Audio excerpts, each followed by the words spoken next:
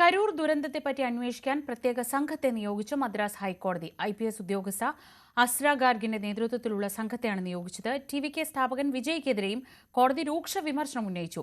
കരൂരിലുണ്ടായത് മനുഷ്യനിർമ്മിത ദുരന്തമാണ്. ആളുകൾ മരിച്ചു കിടക്കുമ്പോൾ അവരെ ഉപേക്ഷിച്ച് കടന്നുകളയുന്നത് ഒരു രാഷ്ട്രീയ നേതാവിന് ചേർന്നതല്ലെന്നും കോടതി പറഞ്ഞു. വിജയ്ക്കെതിരെ എന്തുകൊണ്ടാണ് കേസെടുക്കാത്തതെന്നും കോടതി ചോദിച്ചു. TVK സംസ്ഥാന നേതാക്കളുടെ ജാമ്യ അപേക്ഷയും കോടതി ഇതോടൊപ്പം തള്ളി. അജയ് സുധ ബിജു വിവരങ്ങളുമായി. അജയ്, രൂക്ഷമായ വിമർശനമാണ് വിജയ്ക്കെതിരെ ഉണ്ടായിട്ടുള്ളത്. ഒരുപക്ഷെ ഏറ്റവും രൂക്ഷമായ ഭാഷയിൽ വിമർശിക്കുന്നതിനോടൊപ്പമാണ് ഈ പ്രത്യേക സംഘത്തെ കൂടി നിയോഗിച്ചത്. എന്തൊക്കെയാണ് വിശദാംശങ്ങൾ? ശ്രീജ, ഈ TVKയുടെ രാഷ്ട്രീയ എതിരാളികൾ പോലും പറയാത്ത വണ്ണമുള്ള രൂക്ഷമായിട്ടുള്ള വിമർശനങ്ങളാണ് ഇന്ന് മദ്രാസ് ഹൈക്കോടതിയുടെ മദ്രാ ബെഞ്ച് ഉന്നയിച്ചിട്ടുള്ളത്. അതും വളരെ കടുത്ത ഭാഷയിൽ തന്നെ. വിജയ്ക്കെതിരെ ഒരു രൂക്ഷമായിട്ടുള്ള ഒരു വിമർശനങ്ങൾ കോടതി ഉന്നയിച്ചു എന്നതും ശ്രദ്ധേയമാണ്. ഇതുവരെ സംസ്ഥാന സർക്കാർ വിജയ്ക്കെതിരെ കേസെടുക്കാതെ ഒന്ന് മാറ്റിവെച്ചിരിക്കുകയായിരുന്നു. കോടതിയുടെ നിരീക്ഷണം എന്താണെന്ന് അറിഞ്ഞതിന് ശേഷം വിജയ്ക്കെതിരെ നടപടികളിലേക്ക് കടക്കാം എന്നായിരുന്നു കോടതി സംസ്ഥാന സർക്കാർ ഇതിനു മുൻപേ കരുതിയിരുന്നത്. എന്നാൽ സംസ്ഥാന സർക്കാരിനെ വിമർശിച്ചുകൊണ്ട് അതുപോലെ തന്നെ വിജയും TVKയും വിമർശിച്ചുകൊണ്ടുള്ള ഒരു നിലപാടാണ് ഇന്ന് സെന്തിൽകുമാർ അധ്യക്ഷനായിട്ടുള്ള മദ്രാസ് ഹൈക്കോടതിയുടെ മദ്രാ ബെഞ്ച് സ്വീകരിച്ചിട്ടുള്ളത്.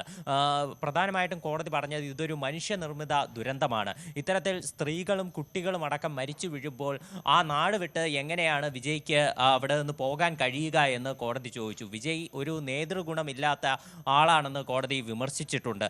അതുപോലെ തന്നെ ഈ വിഷയത്തിൽ ഇതുവരെ ഒന്ന് മാപ്പ് പറയാൻ അല്ലെങ്കിൽ ഒരു ഖേദം പ്രകടിപ്പിക്കാൻ എന്തുകൊണ്ട് വിജയ് തയ്യാറായില്ല എന്ന് കോടതി ചോദിക്കുന്നുണ്ട്.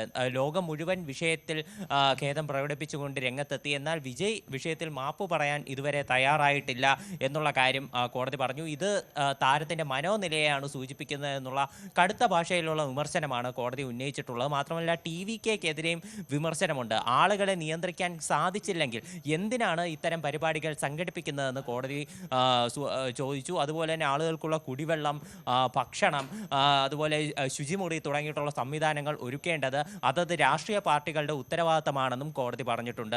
സർക്കാരിനെതിരെയും കടുത്ത ഭാഷയിൽ ഒരു വിമർശനമാണ് കോടതി ഉന്നയിച്ചിട്ടുള്ളത്. എന്തുകൊണ്ട് വിജയ്ക്കെതിരെ ഇതുവരെ കേസെടുത്തിട്ടില്ല എന്ന് ചോദിക്കുന്നുണ്ട്. TVKക്കെതിരെ മൃദു സമീപനമാണ് സംസ്ഥാന സർക്കാർ സ്വീകരിക്കുന്നത്.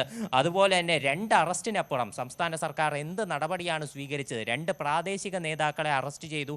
അതിനപ്പുറം വിഷയത്തിൽ എന്ത് നിലപാട് സർക്കാർ സ്വീകരിച്ചുവെന്ന് കോടതി ചോദിച്ചിട്ടുണ്ട്. പോലീസിൻ്റെ നിസ്സംഗത അത് കോടതി ആശ്ചര്യപ്പെടുത്തിയെന്നും മദ്രാസ് ഹൈക്കോടതി നിലവിൽ പറഞ്ഞിട്ടുണ്ട്. അതുപോലെ തന്നെ സംസ്ഥാന സർക്കാർ കോടതിയെ വ്യക്തമാക്കിയിട്ടുള്ള ഒരു കാര്യമെന്ന് പറയുന്നത് ഇനി മുതൽ ദേശീയപാതകളിൽ ഇത്തരമൊരു ആൾക്കൂട്ടം ഉണ്ടാകുന്ന തരത്തിലുള്ള സമ്മേളനങ്ങൾ നടത്താൻ രാഷ്ട്രീയ പാർട്ടികൾക്ക് അല്ലെങ്കിൽ മറ്റ് സംഘടനകൾക്ക് അനുമതി കൊടുക്കില്ല എന്ന് സംസ്ഥാന സർക്കാർ പറഞ്ഞിട്ടുണ്ട്.